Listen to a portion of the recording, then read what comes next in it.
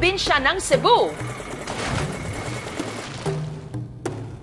Sagana sa malahiganting mga isda na iniluluto nila sa mga naglalakihan nilang mga kawa.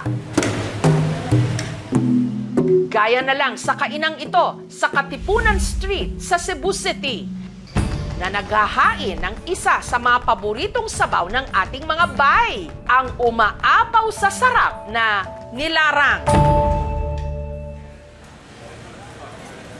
Ang nilarangang ito, family business ni na Jeff. Importante, fresh yung isda na nilalagay natin. Umaga pa lang, nasa Pasil Fish Port na si Jeff para mamili ng bagong huling mga isda. Ito po sa Indangan. Kabilang sa kanyang pinakyaw, ang dambuhalang yellowfin tunang ito na 60 kilos ang bigat. Tinitingnan po natin yung sir, yung hasang niya, good pa ba? Katulad nito, papula-pula pa. Ilang kilo po ito lahat? 344. 344. Ilan to yung babayaran ko nito? 40,000. Wala na po tawad to? Wala.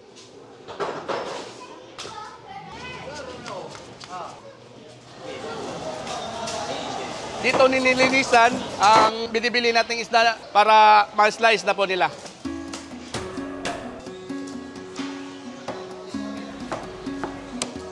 Ang nakatoka na magluluto nito, ang pinsan niyang si Christopher. Ilagay muna natin yung mga hiniwa natin na mga lamas.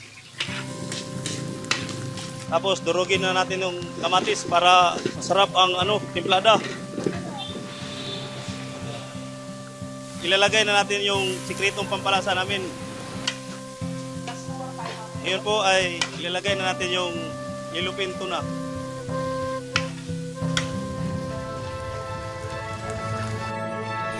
Pagpatak ng alas 3 ng hapon, ready to serve ang nilarang na yellowfin tuna. 80 pesos kada serving. Unlimited ang refill ng mainit na sabaw.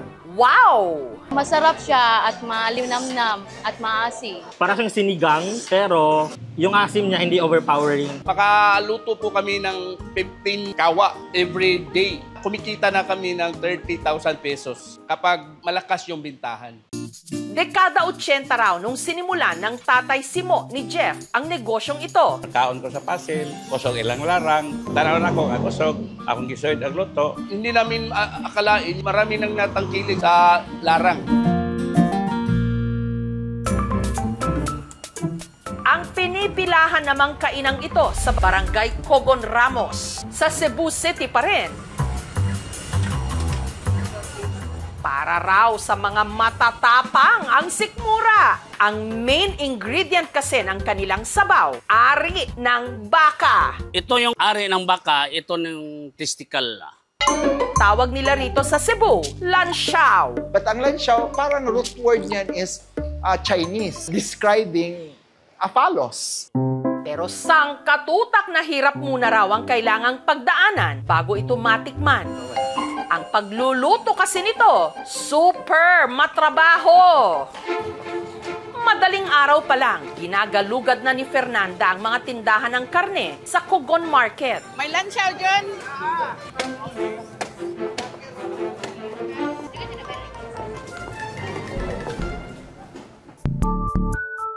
Pinakuluan ng kanyang mister na si Ditoy sa loob ng 1 oras. Pagkulo, kukunin na para hindi madurog ang ari ng baka.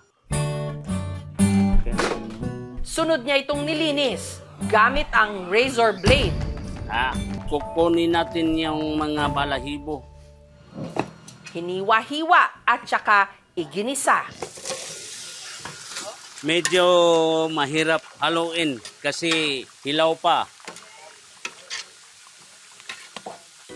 Itatabi na natin para bukas lalagyan natin ng sabaw.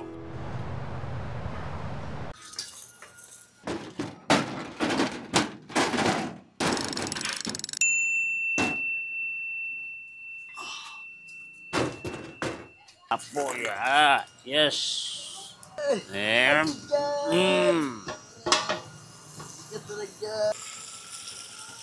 Magkuha tayo ng tubig para lalagyan na natin ng sabaw yung ginisa natin kagabi.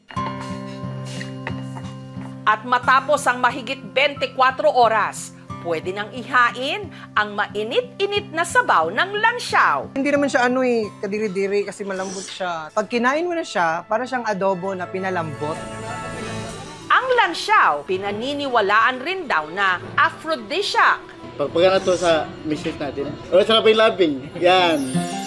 Si Ditoy, dating pulis, Kahit matigas akong pulis, malambot ang puso ko para sa mga pagluluto. May dating nagkakulong, kumain dito, masarap sa pakiramdam. Kasi kahit ako ang nagpapreso sa kanila, pinupuri pa rin nila yung luto ko.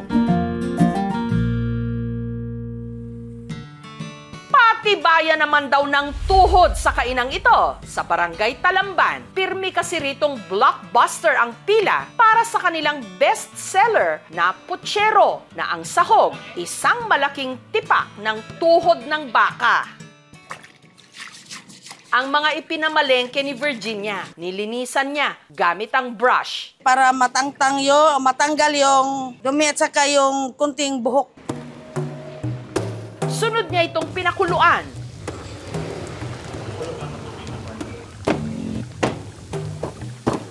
Ngayon, kumukulo na yung tubig, ilalagay ko na yung mais, gabi at saka yung kalabasa.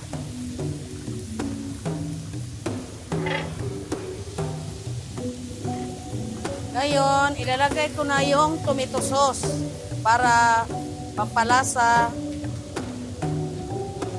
After isang oras, isusunod ko yung laman ng putsero. Ito ang huli nating ilalagay doon sa putsero kasi madali itong malambot. Kada serving ng putsero ni Virginia, 375 pesos na pwede ng pagsaluhan ng 3 tao. Susop-sopin niyo yung bone marrow kasi masarap to. Itong pinakamasarap na parte na to. Sarap.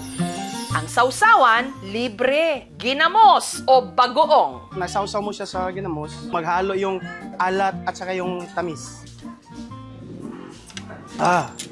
Sarap talaga. Pinapawisan tuloy tayo. Kada araw, isang kaldero ng putsero ang naibibenta ni na Virginia. Mas matagal pang lutuin kaysa maubos. Ito yung huling putsero. Ubus na! Ubos na! Ang recipe ng kanilang putsero, natutunan daw niya sa yumao niyang mister na si Martin. Pakiramdam ko yung asawa ko, ginagabayan ko. Ang putsero at ang langsiaw, meron din tong kolesterol. Alam natin na masarap kumain ng mga ganitong pagkain. Ngunit kailangan natin magkaroon ng disiplina. Ngayong opisyal nang nagsimula ang tag-ulan, napapanahon na namang humigop ng pagkasarap-sarap na mga sabaw ng mga tiga Cebu. Nakasahog dito ang mga kwentong nakabaon sa puso ng mga Cebuano, kulturang pinatibay ng panahon at kulinaryang sinabawan ng pagmamahal.